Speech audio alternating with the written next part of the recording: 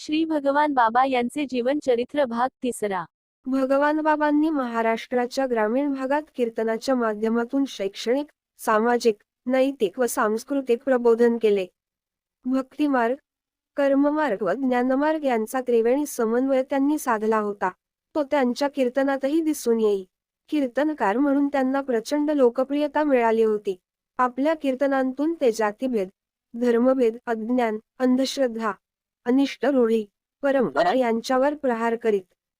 प्रबोधन कार्यासाठी त्यांनी मराठवाडा, विदर्भ, तेलंगणा, आंध्र प्रदेश, कर्नाटकातील काही भाग व पश्चिम महाराष्ट्रासह उभा महाराष्ट्र पिंजून काढला. विठुनामाचा प्रचार करतानाच त्यांनी समता, बंधुता, एकता, मानवता यांसारख्या आधुनिक विचारांचा आयुष्यभर प्रचार केला. त्यामुळेच वारकरी धर्माला आधुनिक रूप देणारे संत म्हणून त्यांना ओळखले जाते. त्यांनी वार्षिक नारळी सप्ताहाची स्थापना केली. भगवान बाबांनी स. 1934 साली वार्षिक नारळी हरिनाम सप्ताहाला पखालडो या गावी सुरुवात केली. त्यानंतर प्रत्येक वर्षी एक गाव अशी या सप्ताहांची मालिका चालू झाली. भगवान बाबा नारायणगडावर असेपर्यंत 17 हरिनाम सप्ताह झाले. भगवानगडाची उभारणी झाल्यावरही स. 1951 साली नाथापूर येथे पहिला नारळी अखंड हरिनाम सप्ताह घेण्यात आला तरी स. 1964 साली शिंगोरी येथे भगवान बाबांच्या हस्ते शेवटचा हरिनाम सप्ताह पार पडला. भगवानगडावर एप्रिल 18 ते 25 एप्रिल 2008 दरम्यान अमृत महोत्सवानिमित्त राष्ट्रीय पातळीवरचा अखंड हरिनाम सप्ताह झाला. भगवान बाबांनी सुरू केलेल्या नारळी सप्ताहास 2008 या वर्षी 75 वर्षे पूर्ण होत असल्यामुळे त्या दिवशी 75,000पेक्षा जास्त भाविक ज्ञानेश्वरी पारायणास बसले होते. सप्ताहादरम्यान भ. प. रामराव महाराज धोक यांचे रामायण, काकड आरती, गाथा, भजन, कीर्तन, प्रवचन, चक्री प्रवचन, भारुड, रात्र जागर आयोजित केला आहे. शेवटच्या पंगतीत भाविकांना पुरणपोळी व दूध दिले गेले. अनेक वर्ष बाबांची कीर्तनकारणे भ्रमंती सुरू असताना त्यांनी समाजाचे जवळून निरीक्षण केले, अभ्यास केला आणि समाजाचे विदारक चित्र दिसल्यावर ते बाबांनी कीर्तनाद्वारे समाज प्रबोधन केले. समाजातील अनेक वाईट प्रथा, चालीरीती बंद करण्याचा प्रयत्न केला. अंध कारातून प्रकाशाकडे जाणारा मार्ग बाबांनी सांगितला. इ. स. 1965च्या प्रारंभी भगवान बाबांची प्रकृती खालावत चालली होती. अनेक दिवसांपासून त्यांच्या प्रकृतीत चढउतार होत होते. त्यांची प्रकृती आणखी खालावली व प्रकृती अस्वास्थ्यामुळे भगवान बाबांना पुणे जिल्ह्यातील रुबी हॉल क्लिनिक इथे औषधपाण्याकरिता दाखल केले. भगवान बाबा हृदयविकाराने आजारी असताना उपचार करण्यासाठी रुबी हॉल क्लिनिक इस्पितळातील डॉक्टर के. बी. ग्रँट व त्यांची टीम दाखल झाली. त्यांच्या विनंतीला मान देऊन नाथा मिसाळ हा ज्ञानेश्वरीचे पारायण करत असे. तेथेच सोमवार दि. 18 जानेवारी 1965 रोजी रात्री 1 वाजता वयाच्या 69व्या वर्षी समाधीस्थ होऊन जगाचा निरोप घेतला. 3 वेळा पुंडलिक वरदा हरी विठ्ठल, श्री ज्ञानदेव तुकाराम, पंढरीनाथ महाराज की जय, जगद्गुरु तुकाराम महाराज की जय, शांती ब्रह्मश्री एकनाथ महाराज की जय हा जयघोष करून आत्मा पांडुरंगचरणी विलीन केला व देह ठेवला.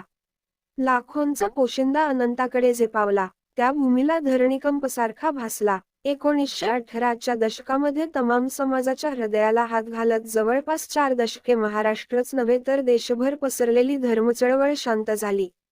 भागवत धर्मात कधीही भरून न निघणारी पोकळी निर्माण झाली.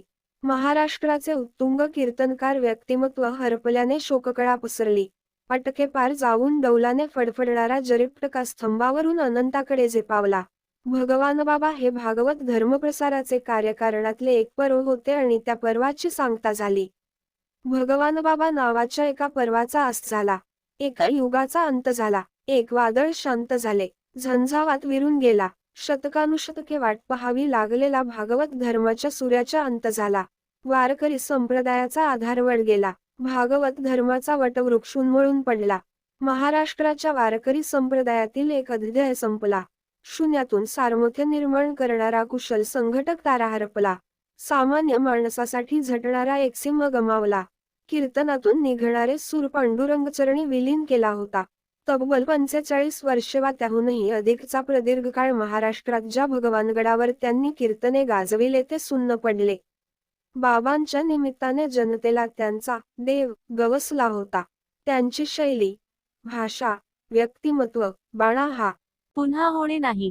प्रखर अलौकिक भागवत भक्तीचा विचार देणाऱ्या एका विचारसूर्याचा अस्त झाला. सूर्य मावळतीला जाताना कधी नाही इतका गहिवरला. त्यांच्या अंतिम विनंतीला मान देऊन त्यांचे पार्थिव पुण्याहून भगवानगडावर आणले गेले. उत्तराधिकारी नेमल्याशिवाय त्यांचा पुढील विधी करता येत नव्हता. त्यामुळे भगवान बाबांचे आवडते शिष्य म्हणून भीमसिंग महाराज यांना भगवान बाबांच्या गादीवर बसण्याची विनंती केली गेली. परंतु भीमसिंग महाराजांनी आपली भगवान बाबांच्या गादीवर बसण्याची लायकी नाही असे म्हणून गादीवर बसण्यास नकार दिला. त्यामुळे भगवान बाबांचे परममित्र बाबूलाल महाराज पाडळीकर यांनी प मामासाहेब दांडेकर यांच्याकडे जाऊन आज्ञापत्र आणले. ते आज्ञापत्र पाहिल्यावर भीमसिंग महाराज गादीवर बसण्यास तयार झाले व भगवान बाबांच्या गळ्यातील पवित्र तुळशीची माळ काढून भीमसिंग महाराजांच्या गळ्यात घालण्यात आली. त्यांच्या पार्थिवाचे अंत्यसंस्कार भीमसिंग महाराज यांनी केले.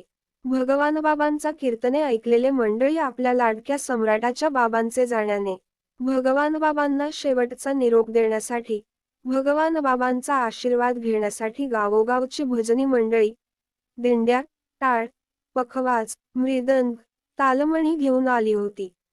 लाडक्या बाबांचे अंत्यदर्शन घेण्यासाठी सकाळपासून भगवानगडावर भाविक येत होते. पार्थिवाची प्रतीक्षा करीत भर उन्हात भगवानगडावर कानाकोपऱ्यात बसले. त्यातही जनसागर उपस्थितीमुळे गर्दी आवरणे पोलिसांनाही अवघड ठरले. जनसागर उसळल्यामुळे बाबांचे पार्थिव भगवानगडावर आणण्यास उशीर होत होता. तरीही सकाळपासून बाबांच्या अखेरच्या दर्शनासाठी आसुलेले भाविक जागचे हालत नव्हते. भाविकांचा महासागर पार करीत बाबांचे पार्थिव भगवानगडावर आणण्यात आले. जनसागर त्यांच्या समाधी प्रसंगी हजर होते. सायंकाळी सुमारास रथातून पार्थिव व्यासपीठावर ठेवण्यात आले. पार्थिव व्यासपीठावर ठेवण्यात आल्यानंतर परत या भगवान बाबा परत या. एकच बाबा, भगवान बाबा. भगवान बाबांचा जय जयकाराच्या घोषणा सुरू झाल्या व या घोषणांनी परिसर दुमदुमून गेला. पार्थिव व्यासपीठावर ठेवताच दर्शन घेण्यासाठी भाविकांची रिघ लागू लागली. दर्शन घेताना सर्व भाविक भावनाविवश झाले होते व भाविक अक्षरशः मोकलून रडत होते. कुणी हात जोडून तर कुणी डोळे बंद करून गहिवरले होते. अर्थात घालण्यास भाविकांनी सुरुवात करताच भगवानगडही हेलावले. आपल्या लाडक्या बाबांना निरोप देताना भाविकांचे डोळे पाणावले. भाविक निघालेल्या अंत्ययात्रेत सामील होत होते. जसजशी अंत्ययात्रा पुढे सरकत होती तसे भाविक आणखीनच भावुक होत होते. अंत्यविधी सुरू झाल्यानंतर अनेक भाविकांना शोक अनावर झाला व यावेळी अनेक भाविकांना आपले अश्रू आवरता येत नव्हते. जनसागर जणू शोकसागरात बुडाला होता. सर्वत्र अश्रूंचा पूर लोटला. लाखो भाविकांचाही अश्रूंचा बांध फुटला होता. अंत्यविधी झाल्यानंतर रात्री मोठ्या संख्येने भाविक उपस्थित राहून जय जयकाराच्या घोषणा देत होते. नंतर लाडक्या बाबांचे पार्थिव विठ्ठलाच्या मंदिराजवळच येथे आणण्यात आले. तेथेच श्री संत भगवान बाबाची संगमरवरी पाषाण बांधणी समाधी बांधली गेली व भाविकांसाठी श्रद्धास्थान ठरली. श्री क्षेत्र भगवानगडावर भगवान बाबा यांची समाधी गीतेतील वचनाप्रमाणे अजूनही भाविकांना दिशा दाखवत आहे. समाधीनंतरही भाविकांची काळजी घेण्याबरोबरच पांडुरंगचरणी विलीन झाल्या कारणाने लाखो भाविकांना त्यांची कृपा, प्रेम, आशीर्वाद, दर्शन आणि मार्गदर्शन लाभत आहे. भगवान बाबा आज देखील अनन्यभावाने भक्ती करणाऱ्या भाविकांच्या सदैव पाठीशी राहून त्यांना मार्गदर्शन करून कार्यरत आहेत व अनंत काळपर्यंत करीत राहतील. भगवान बाबांचा भक्तिरसाचा वारसा आजही शेकडो भाविक जपताना दिसतात आणि उत्तरोत्तर तो वाढतच जाईल यात शंकाच नाही. आजही त्यांच्या समाधीला पाहून भाविक भगवान बाबांच्या चरणी नतमस्तक होतात. भक्तिभावात एकरूप झालेल्या भाविकांना बाबांच्या समाधीजवळ त्यांच्या विठ्ठलनामाचा गजर ऐकू येतो असे बोलले जाते. भगवानगडावर आल्यावर प्राप्त होणारी मनःशांतीमुळे लाखो भाविकांचे श्रद्धास्थान बनले आहे. योगियाची संपदा, त्याग आणि शांती प्रसन्न आचार्य, उभयलोकी कीर्ती सोहळामान सम्राट, ईश्वर विभूती, प्रकाशमान, ब्रह्मचारी रूप गुरुवरे, सर्वश्री, वैराग्यमूर्ती, समाजाला ज्ञानरूपी प्रकाश देणारे, समाजाचे चंद्रसूर्य समजले जाणारे, प्रबोधनाचा महामेरू, भक्तिरसाचा सागर, मायेचा पाझर, पंढरीचा अखंड वारकरी, तुळशीच्या माळेने क्रांतीची ज्योत पेटविणारे, परोपकारी, भक्तीचा गड उभारणारे, भजन कीर्तन, प्रवचनाची गंगा, शुद्ध आचरणाचा पितामह, स्नेहप्रेमाचे सम्राट, परम विठ्ठल भक्त, ऐश्वर्य संपन्न संत, ह भ प श्री भगवान बाबांचे कार्य अलौकिक होते. समाजात झालेले खचव प्रदूषण भगवान बाबांनी कमी केले होते. वतीत समाजाला सन्मार्गावर आणले होते. जय हिंद, जय भगवान बाबा, जय वंजारी.